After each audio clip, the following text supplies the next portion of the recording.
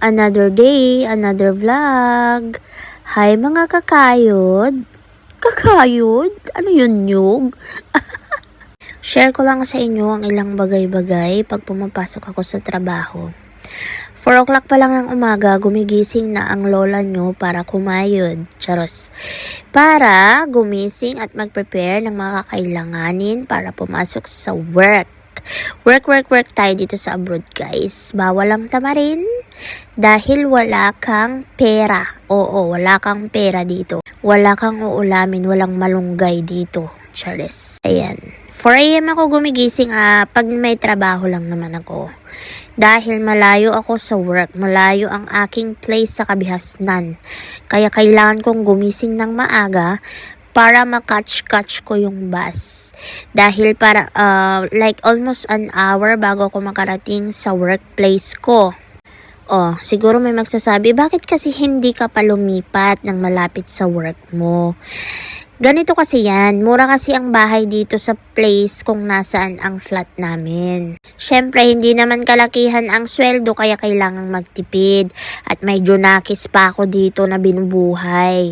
So, makakarating ako talaga sa work mga past 6 na. Depende sa bilis-bilisan ng bus. Kung mabagal yung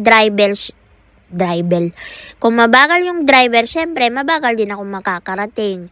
Ayan, bago ko makarating sa aking workplace, bumibili muna ako ng aking Gatorade dahil in-stop ko na ang Coca-Cola. Oo, Gatorade. Pinapakita ko lang yan, isang private hospital dito sa Malta. Yes, St. James Hospital. Libo-libo ang dyan, bayad ng hospital, Madonna. Yan ang aking workplace, the Imperial Homes. Proud to be a caregiver. Aha. Ayan guys, actually past 6 pa lang yan, pero parang patanghali na, diba? Ganyan kasi pag summer dito. Tapos pag gabi na, like for example, 7, 8, 9, medyo maliwanag pa. So, kakaiba talaga dito sa kabilang mundo.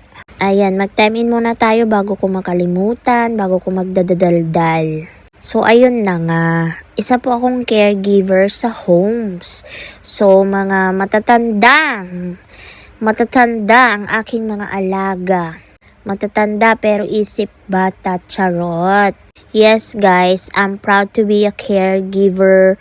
Tagapamunas ng puwet, tagapamunas ng tae. Yeah, I'm very proud.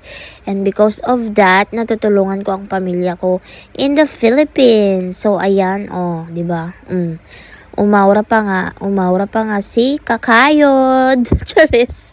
Well, actually guys, hindi ko inakala sa buong buhay ko na mag-e-end up ako sa ganitong trabaho. Dati akala ko hindi ko kayang magpunas ng puwet, pero kinaya ko. Actually, before this, ang dami ko ng actually na word. Before this work talaga, naging live-in caregiver ako. So, meron akong inaalagaan sa bahay. Pero, nilipat nila sa homes. At ang homes na yon ay kung saan ako nagtatrabaho ngayon. So, dito nila nilipat. Hindi nila ako tinanggal. Basta, inalagaan ko siya hanggang sa huling hininga niya. And I love her so much. Namimiss ko na siya. So, dito siya nilagay sa homes na to kung saan ako nagwo-work ngayon. Nung nawala na siya, doon, nag-apply na ako dito kasi kilala ko na yung mga tao dito. Diba? So, hindi na ako ganun nag-adjust. Mga 2 years din yung alaga ko dito. O yan guys. Next video na lang ulit. After 13 hours, nakauwi na rin. So, umaga umalis, gabi na dumating. Bye!